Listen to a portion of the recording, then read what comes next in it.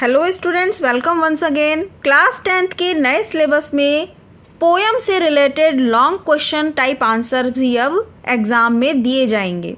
तो पोएम के long question answer को पढ़ना ना भूलें। और आज हम वीडियो में पोएम अमेंडा के लॉन्ग आंसर टाइप क्वेश्चन को ही स्टडी करेंगे। क्वेश्चन 1 है, why does Amanda want to be a mermaid?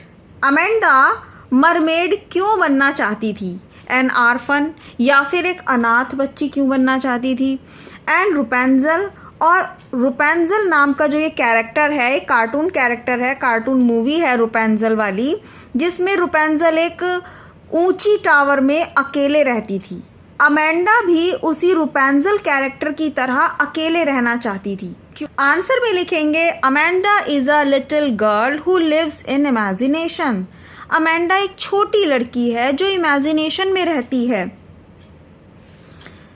She just want to live freely, वह बस आज़ाद रहना चाहती है। Her mother is constantly giving her instructions, उसकी मम्मी लगातार दे रही हैं उसको इंस्ट्रक्शंस, निर्देश, कुछ ना कुछ करने के लिए कहती जा रही हैं।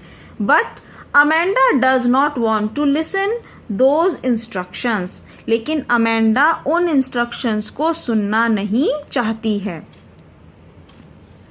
सो she wants to be a mermaid, इसीलिए वह बनना चाहती है एक मरमेड, क्योंकि एक तो उसे आज़ाद ज़िंदगी पसंद है और कहीं अलग अपनी कल्पना की दुनिया में वह जीना चाहती है, इसीलिए वह मरमेड बनना चाहती है। एन आर्फन, एक अनाथ, and Rapunzel, these characters lived alone, ये तीनों ही चीज़ें अकेले रहती हैं।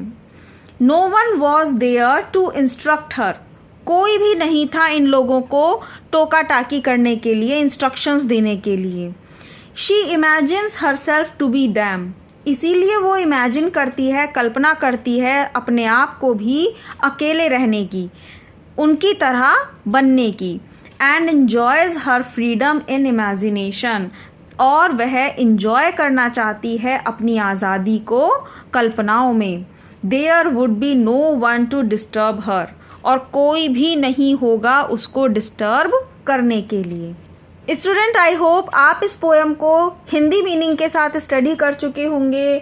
और अगर आप इस चैनल पर नए हैं तो डिस्क्रिप्शन बॉक्स में से आप इस पोएम से रिलेटेड MCQ क्वेश्चंस और शॉर्ट क्वेश्चंस को भी स्टडी कर सकते हैं, जो इस चैनल पर ऑलरेडी अपलोड किए जा चुके हैं।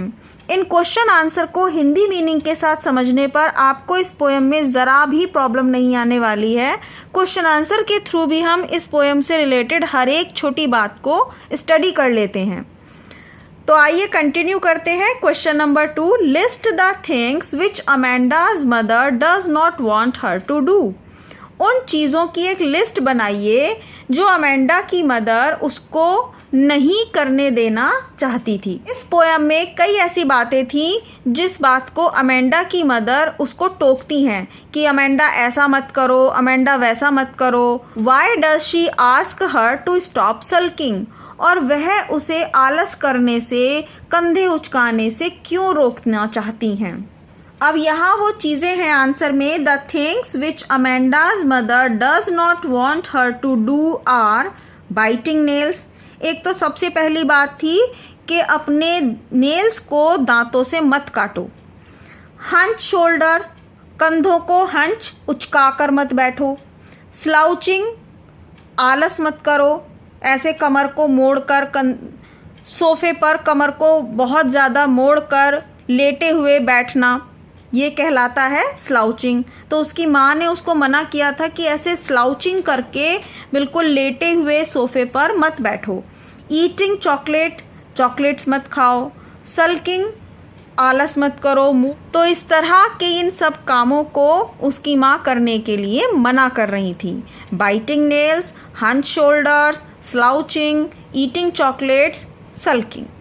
She ask her to stop sulking because, अब उन्होंने उसे सल्किंग करने के लिए, जो आलस है या चेहरे को उदास सा करके बैठ गई है, वो उसको रोकने के लिए कहा, क्योंकि when anyone would see Amanda in such a bad mood, क्योंकि अगर कोई भी अमेंडा को एक बुरे मूड में देखेगा, he would say that, तो वो कहेगा कि her parents nagged at Amanda all the time, कि उसके पेरेंट अमेंडा को हमेशा कुछ ना कुछ टोका टाकी, नैग्ड मीन्स है हमेशा कुछ ना कुछ टोका टाकी करते रहना। जैसे हम हिंदी में बोलते हैं ना, हमेशा कुछ ना कुछ बोलते रहते हैं, टोकते रहते हैं, तो हर कोई यही सोचेगा कि हमेशा डांट पड़ती रहती है अमेंडा को, इसीलिए ऐसा बैड मूड मत बनाओ।